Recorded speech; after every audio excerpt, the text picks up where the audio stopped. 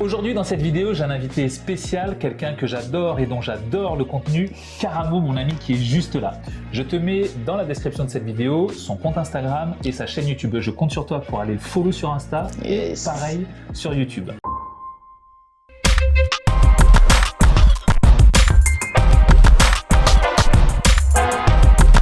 Ce que j'aime dans Karamo, c'est qu'il a un langage sur sa vidéo qui est extrêmement accessible, contrairement à beaucoup d'autres personnes qui vont vous vendre beaucoup de choses. L'avantage, c'est qu'il parle de manière simple, directe et surtout c'est accessible à tous. Et c'est pas pour rien qu'aujourd'hui, il a plus de 3 millions de followers sur l'ensemble de ses plateformes. Et pour moi, c'est un réel bonheur d'avoir quelqu'un comme lui.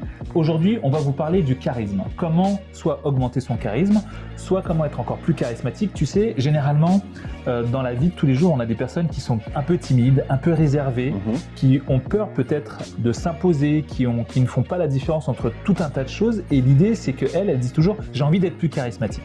Donc quand quelqu'un vient te voir et te dit « j'ai envie d'être plus charismatique », qu'est-ce que tu lui dis? Je lui dis ça se travaille, tu vois. Ok. Tout simplement. C'est la première phrase que je sortirai, ça se travaille. Aujourd'hui, on a des personnalités comme Will Smith, Nelson Mandela, Martin Luther King, ce sont des personnalités qui sont très charismatiques. Okay. Mais c'est pas parce qu'ils sont là où ils sont qu'ils sont charismatiques, mais c'est parce qu'ils sont charismatiques qu'ils sont là où ils sont. Il y en a qui peuvent naître avec une sorte de charisme, une sorte d'aura, mais forcément si tu l'as pas, tu peux le développer, tu peux le travailler. Par exemple, quand je te prends l'exemple sur moi, beaucoup de gens me disent « ouais, mais t'es plutôt charismatique quand on me voit à Paris en train de faire des micro-trottoirs. » Je dis « ouais, mais toi t'es charismatique, ça c'est plus facile pour toi. » Mais avant, j'étais quelqu'un de très timide, j'étais tout le temps celui qui se mettait derrière.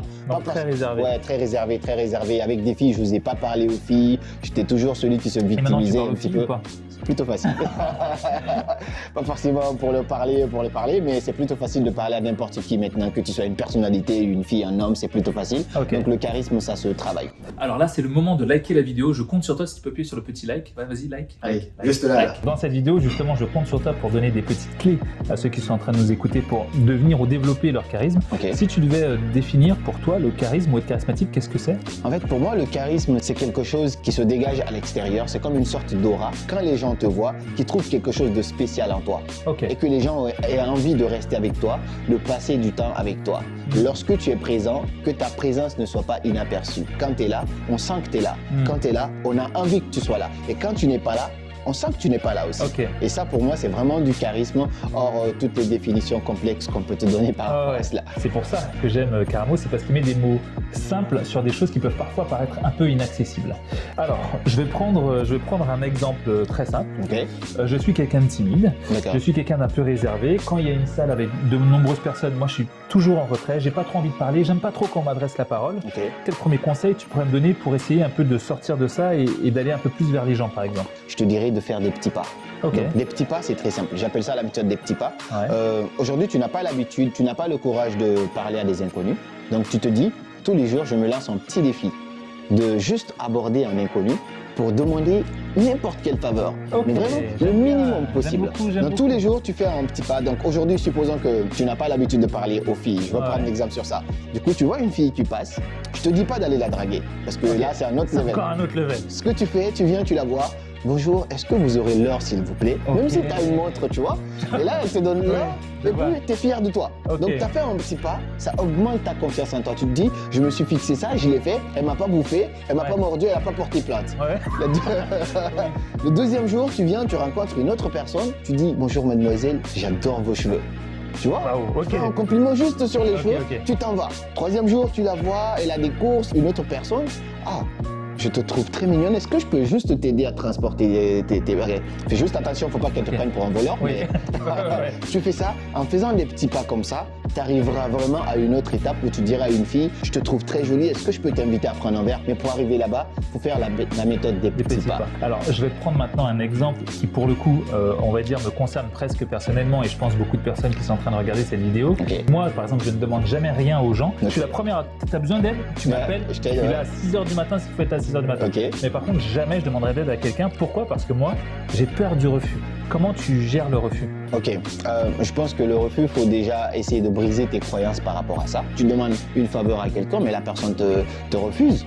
Tu le prends personnellement comme étant une leçon. Ça, c'est une première chose. Donc, accepter le refus parce que c'est grâce à ce refus que tu obtiens l'acceptation. Parce que s'il n'y a pas de refus, c'est qu'il n'y a forcément pas d'acceptation. Si tu es prêt à gagner, c'est que tu es prêt à perdre. Quand tu perds, tu dis, ok, c'est pas grave, j'ai pas réussi ce coup, mais peut-être que je m'y prendrai mieux la prochaine fois.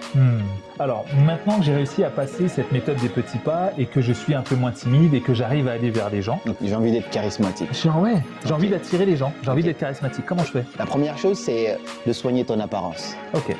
L'apparence, on dit que l'habit ne fait pas le moine, mais le moine se reconnaît par son habillement.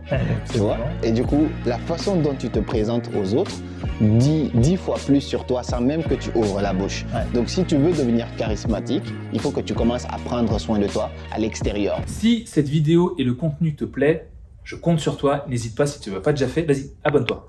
Je pense que tu le regretteras pas. Hein. Ah oui, tu vas adorer. Abonne-toi. Yes. Je connais des gens, toi, forcément tu connais aussi des gens qui sont, on les reconnaît en mode, ah lui il s'habille super bien, tu vois, ou sinon, ah j'adore sa simplicité. Même dans la simplicité, on peut te trouver beau gosse et charismatique. Ça fait deux effets, parce que déjà pour un premier effet sur toi, quand tu te regardes dans ton miroir, tu te trouves beau, tu te trouves élégant et du coup, ce que tu as à l'intérieur de toi reflète comment tu te présentes à l'extérieur. Une fois que tu as confiance à la façon dont tu es habillé, quand tu es avec les gens en public, tu es à l'aise. Tu attires les gens vers toi parce qu'on sent que tu es confiant. Donc ça, c'est la première clé. La deuxième clé que je partagerai, c'est le langage non verbal du coup. Tu joues sur le langage non verbal. Par exemple, savoir parler au bon moment. Donc parler moins et écouter plus. Quand tu es en public par exemple, en soirée ou même un rendez-vous d'affaires, tout le monde parle.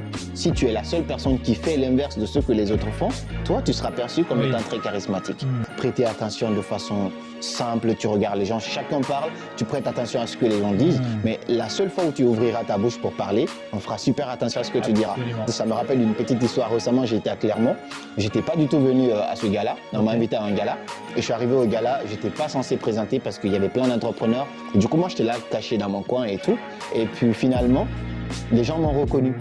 Et tout le monde avait fini de présenter, c'était fini les présentations, mais l'animateur a finalement est retourné sur scène et dire ok, parmi nous ici on a un coach, un influenceur qui va essayer de se présenter vite fait. J'ai pris la parole, avec 2 minutes de présentation, on était devenus des vedettes dans la salle. On nous a donné une table, on nous a servi et tout.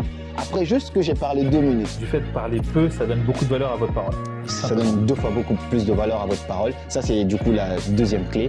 La troisième clé que je partagerai pour devenir très très charismatique, c'est de, par exemple, quand tu viens à une soirée, éviter de venir déjà les mains vides. Tu vois. Absolument. Quand on t'invite quelque part chez quelqu'un pour dîner et tout, ramène une bouteille, ramène un truc à manger, un truc à grignoter, mais viens pas les mains vides. Ça fait que du coup ta présence elle n'est pas inutile. Du coup on t'accorde de l'importance. Et l'autre point très important sur lequel je rebondis directement parce que l'autre c'est un petit point, c'est d'être important.